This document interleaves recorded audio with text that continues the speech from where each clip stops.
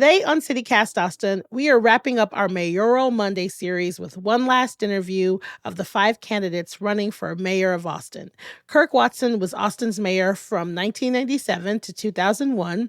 Then he took a 13-year break to serve in the Texas Senate. Watson was elected again as mayor in 2023, and he is here to tell us why he deserves to hold on to this seat for another term. A quick note here, we asked all of the mayoral candidates the same questions except for one that was specific to them, and we didn't edit this interview or others very much, but we did cut out any references they made about their opponents because we'd asked them not to do that. CityCast Austin is brought to you by our exclusive launch sponsor, Tecovas.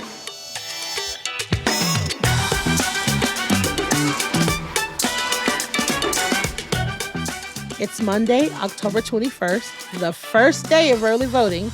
I'm Nikki Devon, and this is what Austin's talking about.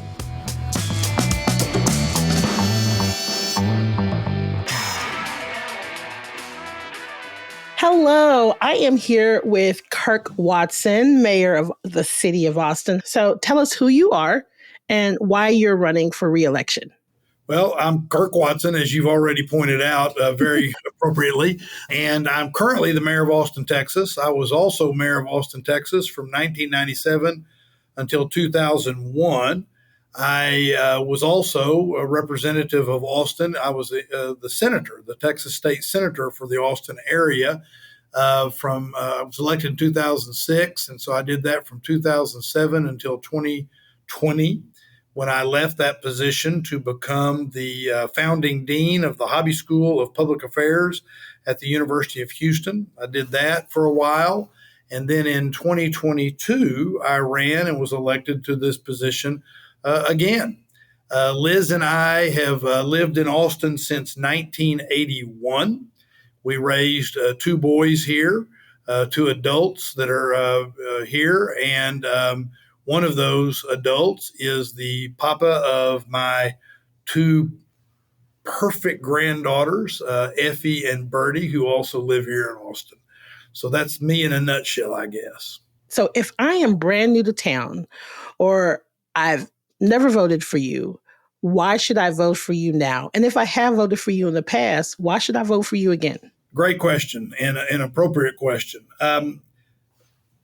The reason is I have a history and record of being able to get things done. Local government needs to work efficiently, and it needs to work with some dispatch and speed. I think a lot of people think that prior to my being elected this time, that Austin City Hall was moving too slowly and too inefficiently. Since I have been in office, we have moved pretty quickly on some big issues that needed to be worked on and needed to be fixed. And things like affordability in our city, things like how we address the needs of people living homeless, how do we address issues of public safety. And we've had really good success. It's been a 2-year term because of the odd nature of this election cycle where we are syncing up the mayor's race so that it's at the same time as a presidential election. And so it ended up being, I got the short straw of only 2 years. The next term will be 4 years. And I'm running again, and I'm asking for their vote so that they get me back into office for a full 4-year term so we can finish what we've started and continue to get things done and make City Hall work faster and more efficiently to meet the needs of the people. You mentioned before you were mayor from 97 to 2001, and then you're, finishing up your 2-year term. But just because you've done it before doesn't necessarily mean that you can do it now. So I want to know what makes you qualified to do it now. Yeah, let's talk about it. But it's okay to start back in 97. Because that adds to the qualifications of why you should vote for me right now. A lot of people ask me all the time, what's the biggest difference between when you were mayor the first time and you're mayor this time? And one of the things I point out, among a couple, is that in 1997 to 2001, Austin was becoming a big city. It was becoming a big city. Today, Austin is a big city. And a lot of the issues that we were facing in 97 to 2001, for example, when I was mayor the first time, was the first time we created a resource center for the homeless. It was when we put money for the first time into a women and children's shelter for those living homeless. It was the first time that we created the first in the state of Texas downtown community court to help people that were living homeless get into services as opposed to just moving them around or putting them in jail. We created the first affordable housing trust fund back then and the first smart housing program that we use even today to help with affordable housing. And I could go on and on, but my point being, we were becoming a big city and we had the vision to start trying to address some of those things. But between then and now, a lot of our challenges went to scale. And when I took office in January of 23, elected in November of 22 and took office in January of 23, we had some things that weren't working. This town had been stagnant when it came to actually trying to address affordability first in this community. And I said, I pledged we were going to address, our mantra was going to be affordability first. And for example, there had been about a decade of effort to try to update a 1980s land development code so that we could allow for more housing to be built in a way that would impact the affordability curve. It would also take away some of the segregationist era land development uses. For example, minimum lot size was put into place in the 1940s, but those changes didn't get made. City Hall wasn't moving fast enough or efficiently. Getting a permit, getting through the site planning process at our development services department was a disaster. It was very difficult. Well, we came in and immediately started working on that. We've now passed what are land development code changes and equitable transit oriented development changes to the land development code that we're now a national model. In 22 months, we've become a national model, and I'm asked to speak on it frequently. In addition to that, we've made enormous changes in the Development Services Department so that we're not, as a city, getting in our own way. We say we want affordability, and then we add to the cost of building because we delay things so much. Let me give another example. 911 was a real problem. We were not moving efficiently. We were not moving fast enough on 911. We weren't getting things done.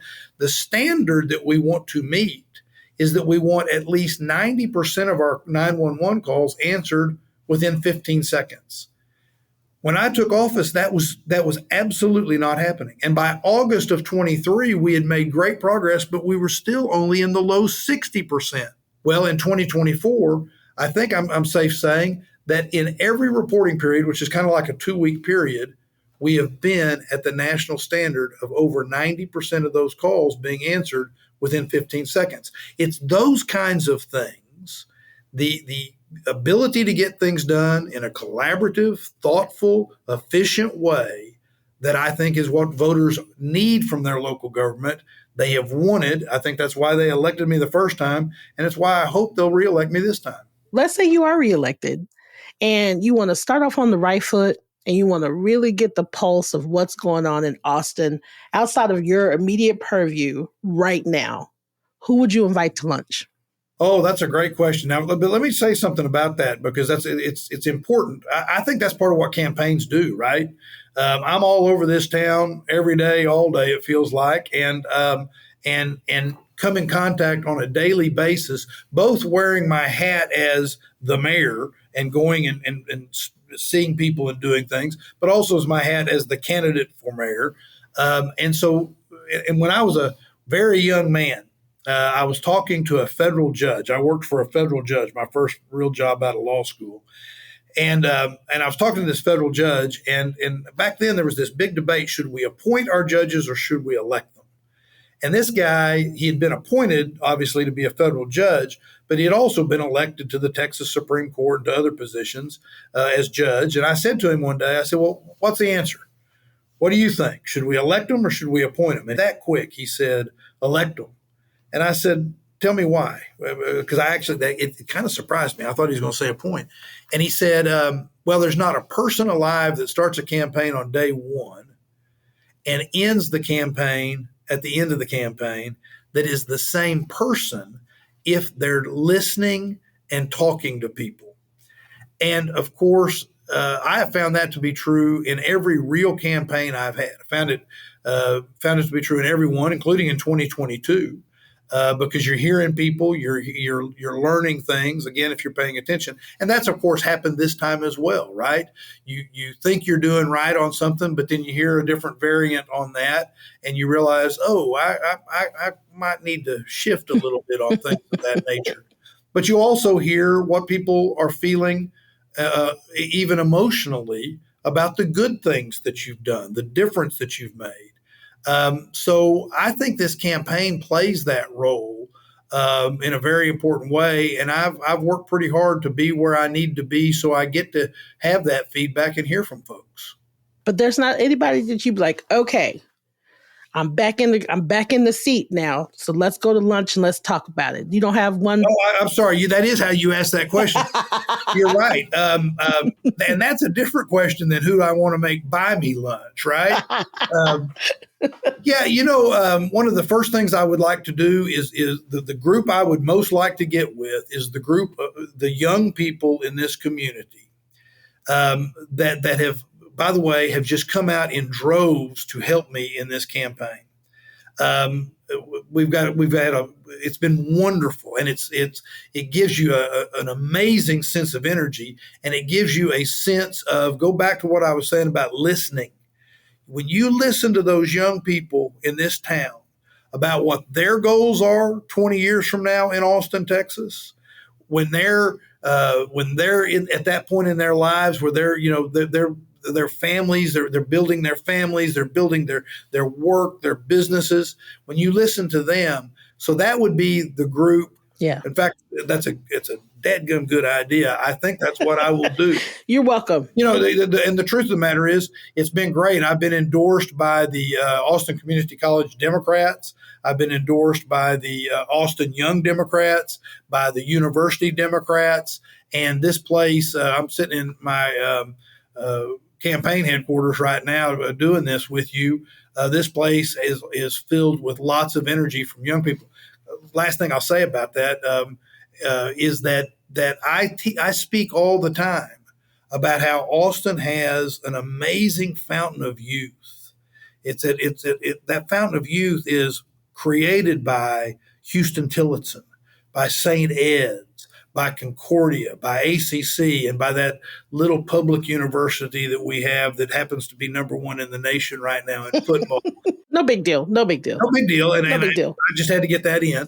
But what's amazing about that is every year, all these young people show up with new thinking, new ideas, new music, new culture, greater diversity, all of the things that keep this place vital and vibrant. And that's what we ought to be working for, right? And so I'll buy them lunch, and that's a good idea. And thank you for the idea. That's a good one.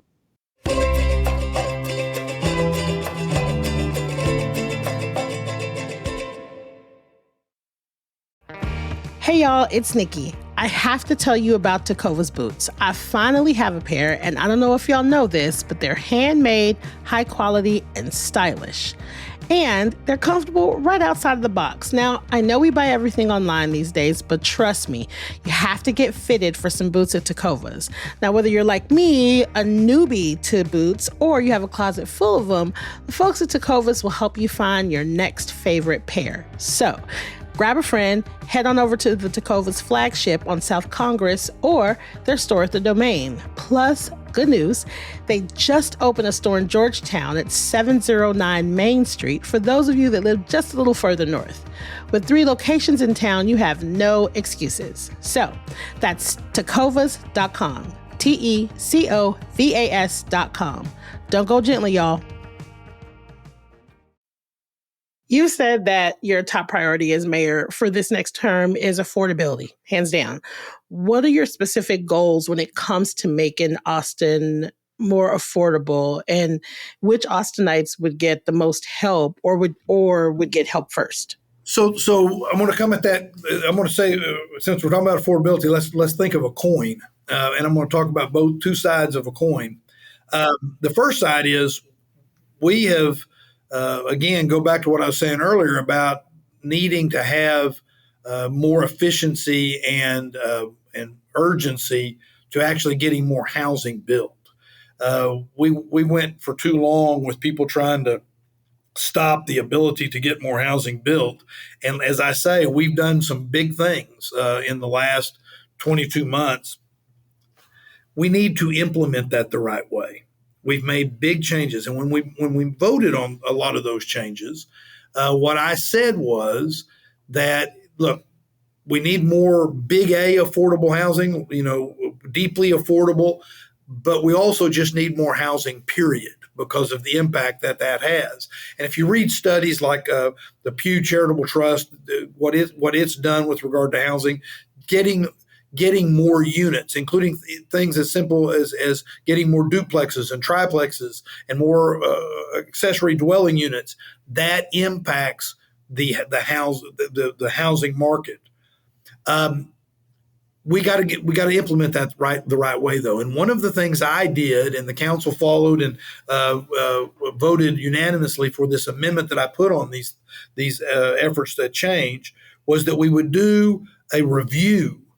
There would be at least the first 6 months, and there would be an annual review, so that we would be looking for certain things like unintended consequences, whether or not there was problems, whether it was actually doing what we thought it was going to do, things like that. So a big part of this next cycle is implementation and doing the implementation right on the housing aspect of it. The flip side of that coin is I can build you more housing, and I can build you more housing that's affordable. And we're going to do both of those things. But I can also make this town more affordable by putting more money into certain people's pockets, people that need to make more income.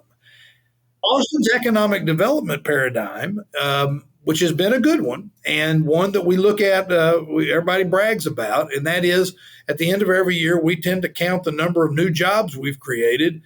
We hoist a trophy into the air and we declare ourselves the winners, and then we move to the next year and start counting those W-2s again. What's missing in that, in my view, that what needs to mature in that as we become this, as we are this big city and we have these needs, is we need to focus on how we get people in Austin who are here and we're fearful they're going to be displaced. How do we get them into family supporting careers? And one of the things that we started during this term in office, my term in office, is an effort to do that. And we created the Austin Infrastructure Academy. And here's what happened. We've got about $25 billion worth of infrastructure projects that are coming into play. Name a few: Austin Airport expansion, which we broke ground just last week on the midfield taxiways, which will help us with the second concourse. Project Connect and the rail system, I-35 improvements, all of those. That doesn't count the convention center or what's going on in private. The bottom line to it is that is an economic development sector to itself. And we need to be training people to get into those jobs, that many of them will be prevailing wage jobs. And so we created the Austin Infrastructure Academy. We're working with the labor unions. And by the way, I'll mention, just as an aside, since we are talking about election, every labor union that has specifically endorsed in this campaign has endorsed me for reelection. But and that includes the skilled trades. But the important, the really important thing about the Infrastructure Academy is that we're also partnering with ACC. And ACC is going to provide the space. Right now, it's going to be at the Riverside campus, but they're going to be building with some of their capital improvement project bond money out by the airport. They'll build the front door to this, and the city council legislated by creating putting $5 million into the startup of this in the last budget cycle. So we're in the design phase. I met with the leadership team that includes job creators, it includes job trainers, including those skilled trade unions and others, and we're moving forward on that. So the next term is get that to scale so that we address the affordability issue in multiple ways. Think about the young people in Austin that could be in a career path that allows them to stay in this town. And then the last thing I want to say is part of the service in that is we're going to have childcare. You're going to have childcare with the infrastructure academy, because a lot of people are making life decisions and work decisions based upon their ability to have childcare. And of course, Prop A with the county is on the ballot for this November to have a tax ratification election that will allow for more money to go in childcare. And I'm a supporter of that, because that is in my opinion, and by the way, when it comes to affordability, childcare is number 2 in most people's households behind the cost of housing. We've got to address that as well. I want to back up just to ask you a really quick question. So the Austin Infrastructure Academy is something that the city is beginning in the beginning stages of, and that is open to anybody that wants to be a part of it. Yeah, here's what I'm glad you asked that, because that's a very important question. The way we're doing this is we're going to do it where it is person-centric. It is focused on the person that we're asking about the affordability of this city for. It is going to be a marketplace, if you will, so that what happens, and we're still working out all the design aspects, and we've been talking to a lot of folks, but the key part of that is we want, and it's going to be, they'll be needs based. I mean, it's not, but when somebody comes, we're going to want them to be able to get part of the funding for them to then go and take that voucher, or however we end up doing it, to the trainer so that they can get trained and then get into those career paths. Okay, that makes sense. We asked all of our other candidates what they would do about the power struggle sometimes that we have between the city and Texas legislature.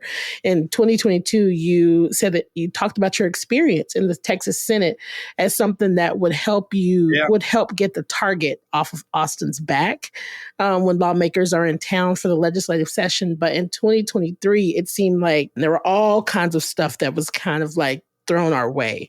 Do you think that your history in the Texas legislature hurts or helps in this like power struggle between Austin and state lawmakers? Oh, there's no question it's a big advantage. And it's something that we ought to rely on, and I'm glad it's there. I mean, I think it's a reason to vote for me. I'll give you an example.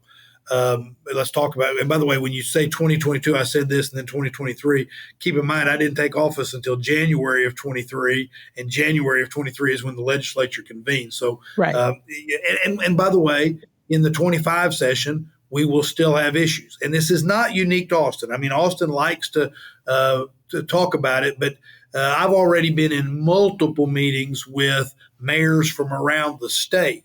Keep in mind that the big preemption bill that everybody refers to as the Death Star bill, that wasn't just an Austin bill. That was cities all around the state. The ETJ bill that we talk about frequently and how it impacts Austin, that impacts everybody in the state, and other mayors and will be able to can tell you about. So it's not always just Austin. But let's talk about the 23 session.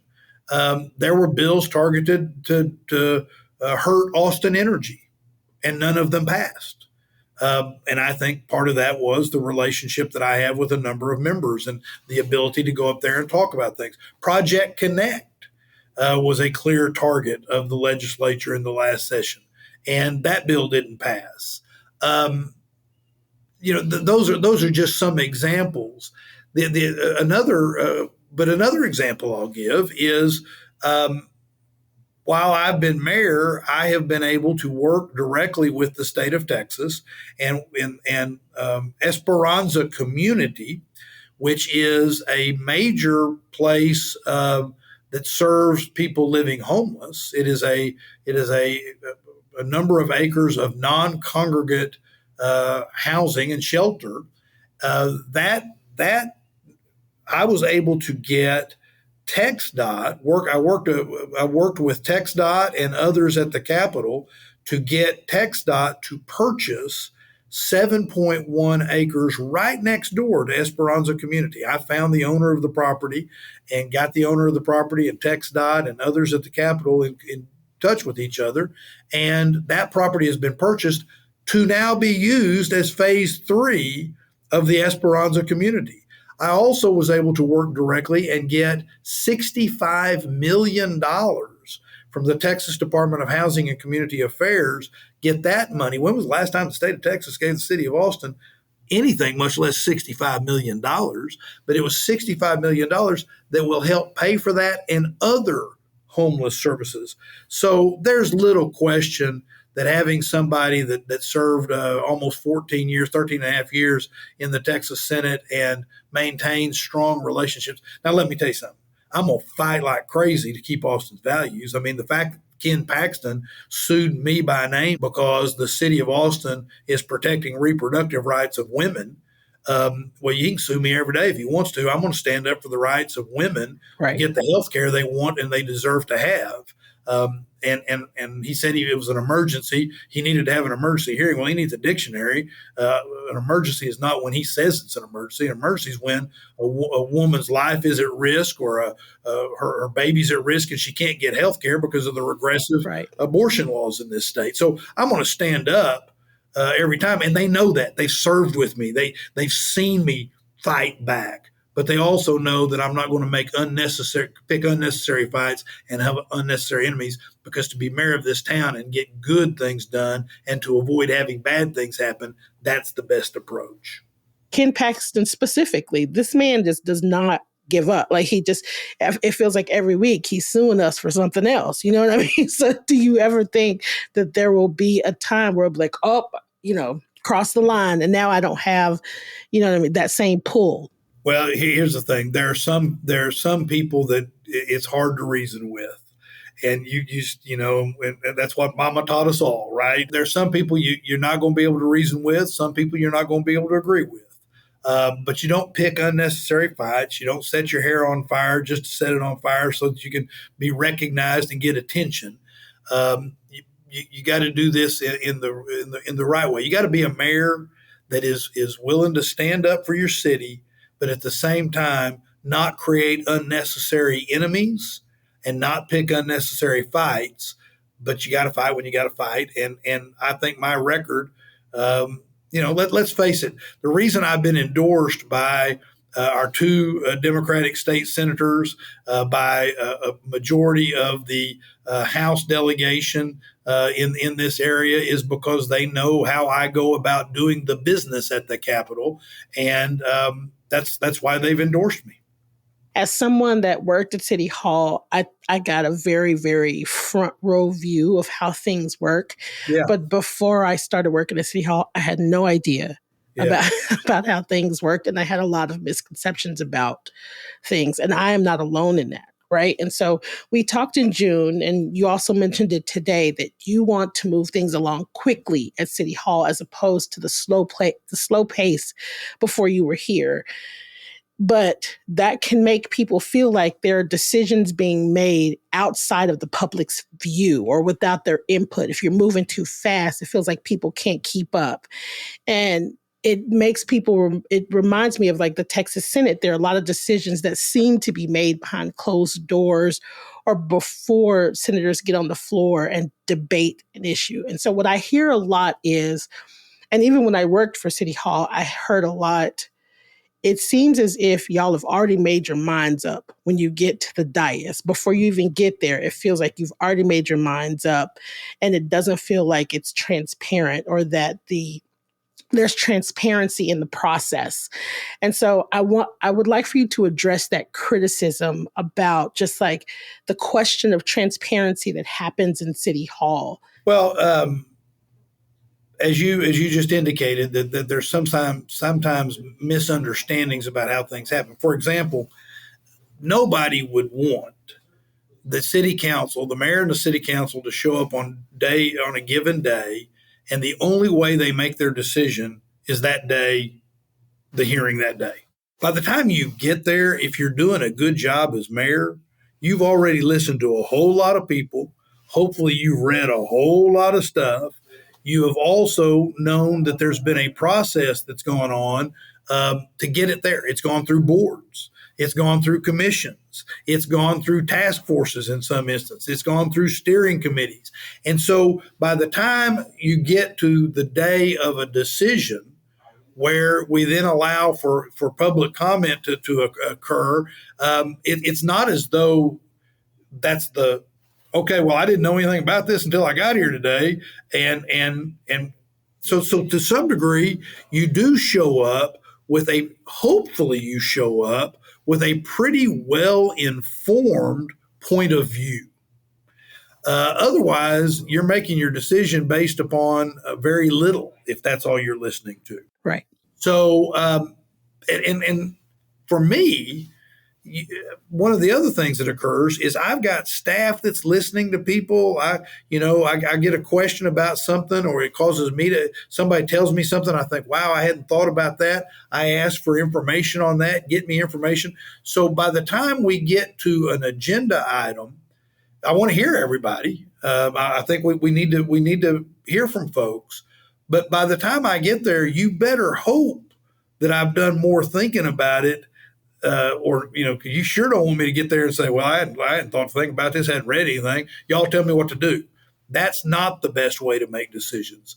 It's never going to be a perfect situation. It's never going to be a perfect system. And to be able to get all the information that you want, but you got to spend some time on the front end, or you're really not going to be making a good decision. Keep in mind that we're also elected because of what we're doing here right now, right? People are electing me after hearing me, watching me, and saying to me, here's what I want to see happen. And you get elected. It's not then that when you get elected, okay, now you can't do anything you said you were going to do. We don't want to hear anything about that. Don't bring any of the ideas that got you elected. Even though you said that's what you were going to do, we want you to wait until a given Thursday and we'll tell you what to do. That's not the way that works. All right.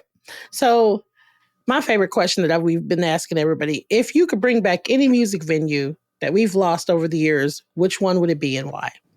Oh, that's an interesting question. Well, I'll be probably the Armadillo World headquarters. And the reason I would say that is because I just missed it. It's one of those. That's one of those iconic Austin things that no matter how long you've lived here, no matter whether you were born here and have lived all your life, but if you were born after the Armadillo World headquarters closed, some people don't think you really are an Austinite. Yeah, you shouldn't be allowed to make any decisions about it. And of course, I knew Eddie Wilson very, very, very well. Who those that remember, Eddie was the guy that created the Armadillo World headquarters, and it was down where the Threadgills is, yep, down there just on Riverside, just south of the river. But Eddie was also the guy that ran Threadgills for a long time and was, a music icon in this town. So that would probably be my one, because it closed just like 2 years before I got to Austin, Texas.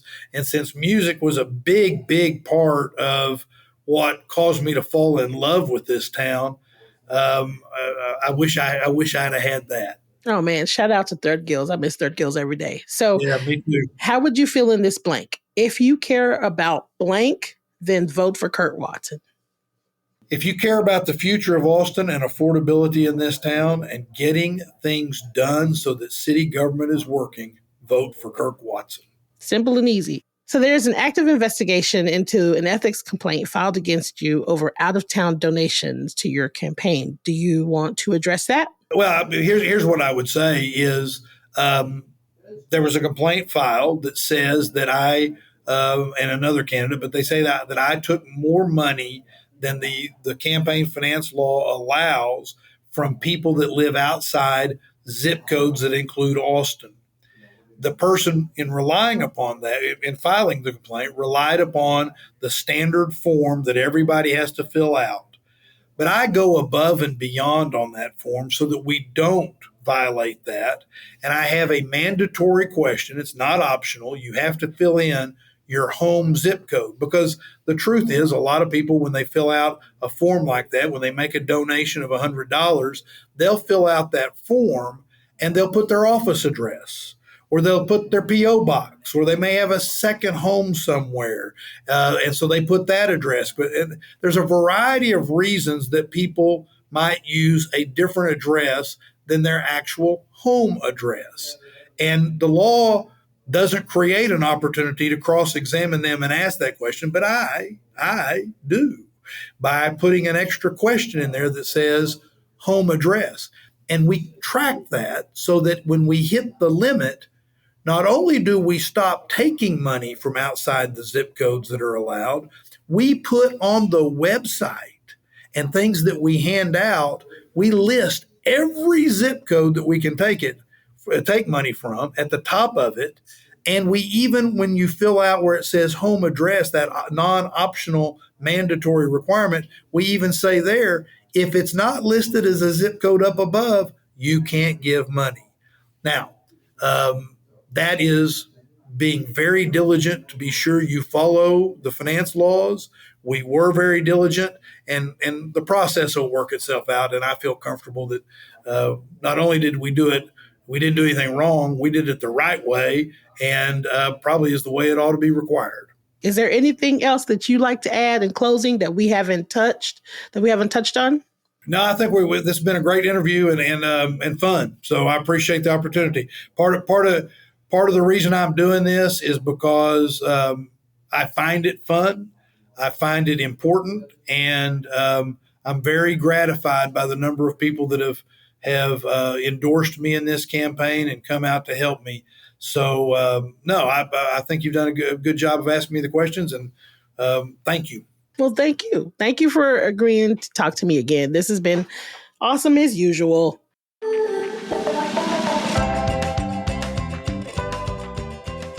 That's all for today here on CityCast Austin. You can find a link to Kirk's campaign and all of our other mayoral candidate interviews in our show notes. Early voting is now underway, so get out there and vote. If you enjoyed the show, why not tell a friend, rate the show, leave us a review, and subscribe to our Hey Austin newsletter. We'll be back tomorrow morning with more news from around the city. Bye, y'all.